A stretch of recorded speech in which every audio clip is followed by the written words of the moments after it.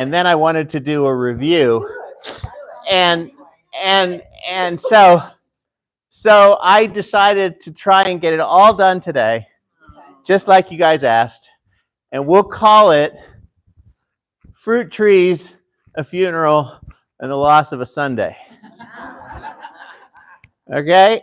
I also am handicapped because I don't have my clicker, so I have to always walk back to my computer and tap the screen. I left you last week with this little ditty, and this was really just to add some color to this narrative about the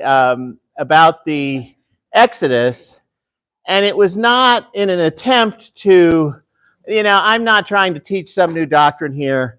This comes out of old Jewish teaching. The Mishnah, the sages say that the children of Israel saw fruit trees as they looked from side to side while they crossed the Red Sea. When I first read that, I asked the first question that I've crossed out, and I decided maybe I should ask you guys, did anybody spend any time, even 30 seconds, thinking about this question and trying to answer, why do you think the Mishnah put this in their commentary? Anybody at all? Have we ever heard about fruit trees in the Bible up to this point? And if so, where? Garden of Eden. Here's why they did that. Because they saw something that maybe, certainly I had missed. There seems to be some parallels with creation at this juncture. The earth was formless and void.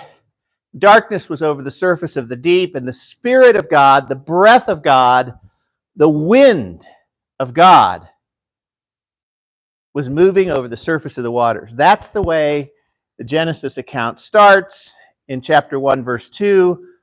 As we start to get trapped at the Dead Sea in Exodus 14, Moses stretched out his hand over the sea, and the Lord swept the sea back with a strong east wind. Same word that's used for Spirit of God. All night. So it was dark. And turned the sea into dry land. It's water.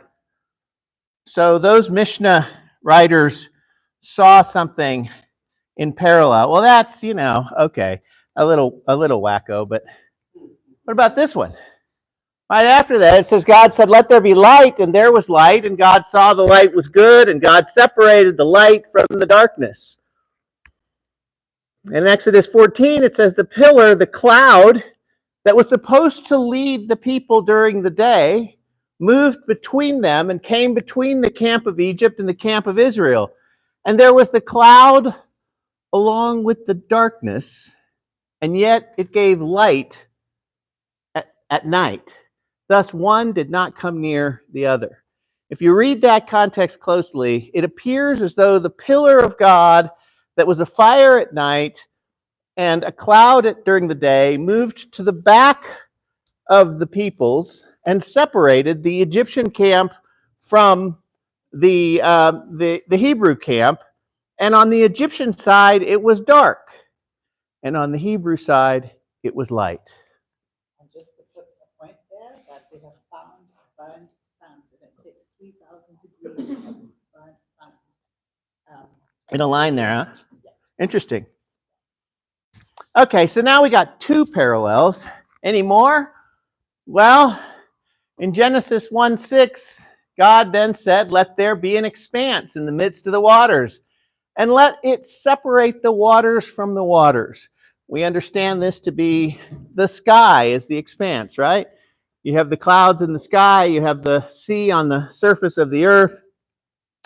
And the Lord swept the sea back by a strong east wind all night and turned the sea into dry land so that the waters were separated from the waters. They were divided. And then, if we keep looking God said, "Let the waters below the heavens be gathered into one place, and let dry land appear." And in Exodus 14, the Lord swept the sea back by a strong east wind all night and turned the sea into dry land. So the waters were divided, and the sons of Israel went through the midst of the sea on dry land. Interesting observation. I take you back to the very beginning. Oh, another piece of good news, aside from "you shall no longer see me not long from now," is that I'm not going to do the review. I was going to. It's good news because I was going to try and condense 15 hours worth of lessons into about 30 minutes. And so that's good news that I'm not doing that. I will try and review some things as we talk today. And one of the things I want to remind you of, now I've lost it, is that in the beginning, I suggested that it's really important to think harder and ask good questions. I don't know if you remember that or not. But this is just an interesting, these I think are some examples of people that are really looking at this and they're really thinking hard about what they're seeing. And they're asking, how does it relate? And what is God trying to tell us? And then, so we've got the dry land. Now we've got four. The first four things that God said in creation are happening right there at the Exodus when the sea is parted. And then God said, "Let the earth sprout vegetation, plants yielding seed and fruit trees on the earth, bearing fruit after their kind, with seed in them." Genesis 1:11. And so the Mishnah writers, not wanting to give it away, because they are Eastern scholars, and in the Eastern sort of rubric, you don't make your main point and then back it up with facts. You actually try and get your student to learn through discovery. And so I think I've mentioned before that oftentimes in the Near East, parents will ask their children, "Did you ask any good questions today?" when they come home from school. They don't ask them, "Did you learn anything? Did you ask any good questions?" So the Mishnah writers, and I've put the reference there if you want to look it up, an Israelite woman would pass through the sea with her son crying in her hand, and she would extend her hand and take an apple or a pomegranate from the sea and give it to him. They filled that in, right? I'm not trying to suggest that this happened, but I think the Mishnah writers were trying to say to their readers,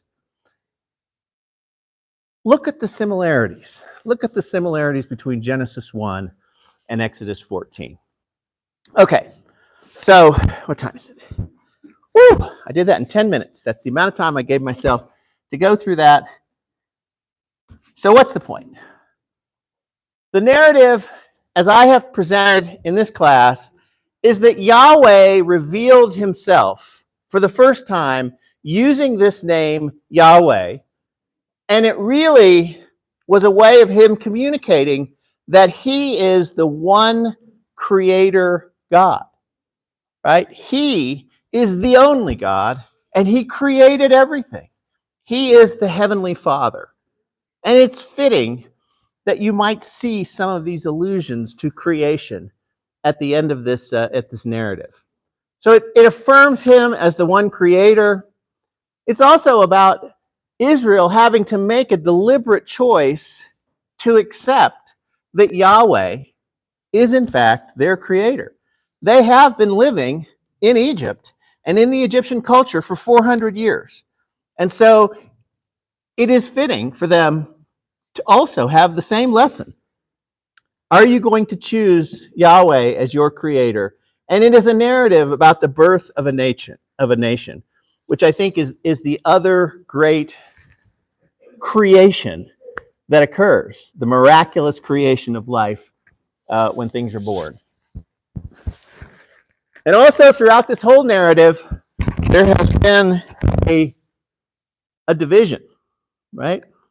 A division between Egypt and the Hebrews, between God, the one true God, Yahweh, and all the gods of Egypt in the pantheon.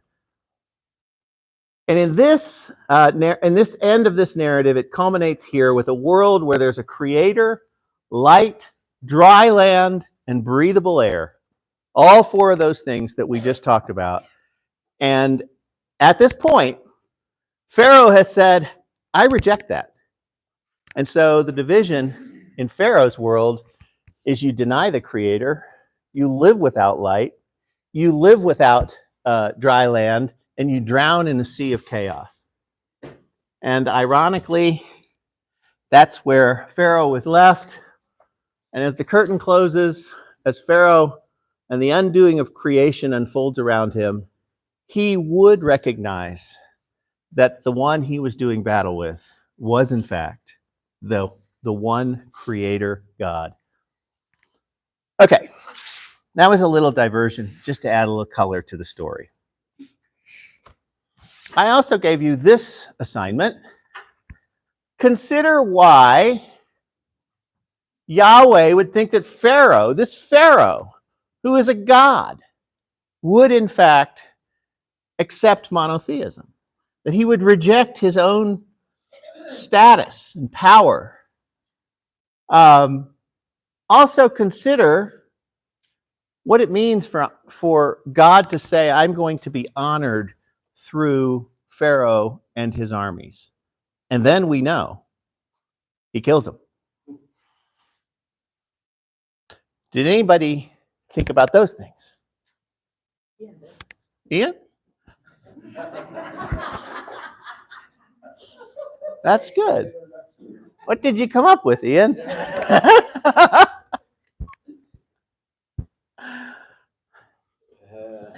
Okay. You're going down the rabbit hole here. All right. So, did anybody read chapters 47 through 50? I know. I'm giving him time to decide whether he wants to say it or not.